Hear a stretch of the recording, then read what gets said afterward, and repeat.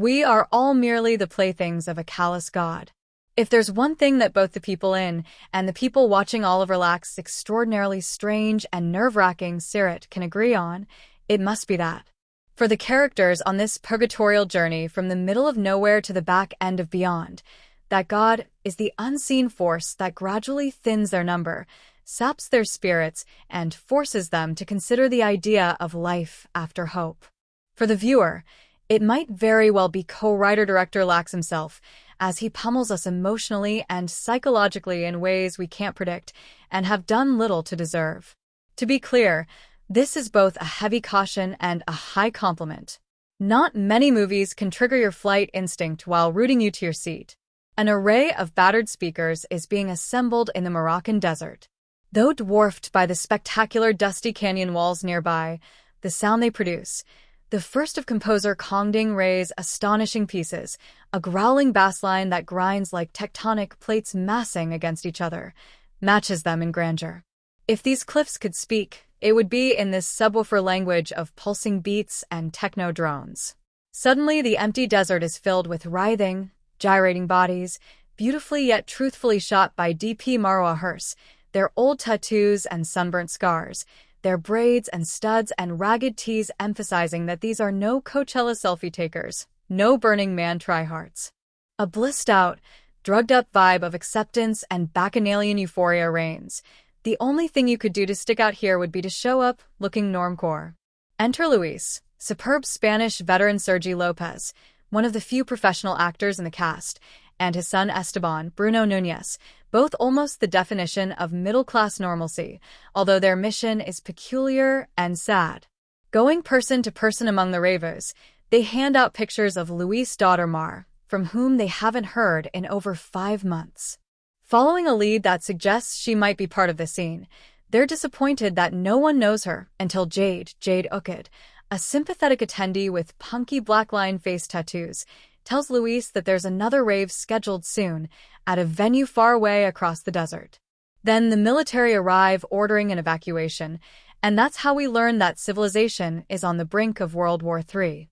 Setting a missing girl mystery against the backdrop of the Free Party movement, at a moment when geopolitical tensions are approaching apocalypse stage, is already an intricately interesting idea. It's brought vividly to life during the film's first hour as we meet more of Jade's cohort.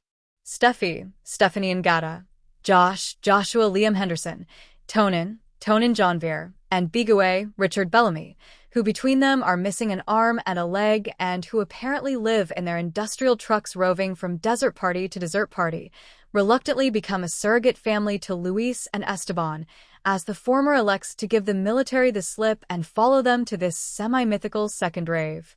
There follows some gentle fish-out-of-water dramedy, when Luis' minivan proves unequal to the tough terrain, and when Esteban's little doggy Pipa is afflicted by a passing illness, the suspected cause being LSD-laced excrement. And with just enough warm bonding moments to convince us that the film has swerved from its missing girl premise to become an offbeat, techno-driven, found family road movie, it's hard to convey how jaw-dropping it is when, right after the halfway mark, an eviscerating tragedy occurs. It's like getting chopped in the windpipe. From then on, Sirât, ominously named after the hair-thin bridge that purportedly connects heaven and hell, which has never been exactly straightforward, never exactly ordinary, moves into ever wilder, more bizarrely existential and allegorical territory. Turns out, even the most off-grid, self-sufficient, nomadic existence is a construct that can be dismantled, piece by piece. What happens when we lose everything? And Laxe really means everything. Do we become beasts or angels? Do we revert to a state of grace or a Hobbesian state of nature? Nasty, brutish, etc.? The film provides no answers, but plunges nightmarishly onward into the questions, changing form at will as though, here at the event horizon of global meltdown, all the regular rules and codes have started to warp and bend. And not just the rules of life, but the very laws of filmmaking and storytelling logic as well. So to call the film chameleonic rather undersells the gonzo thematic transformations Laxe engineers. Chameleons, after all, merely change color.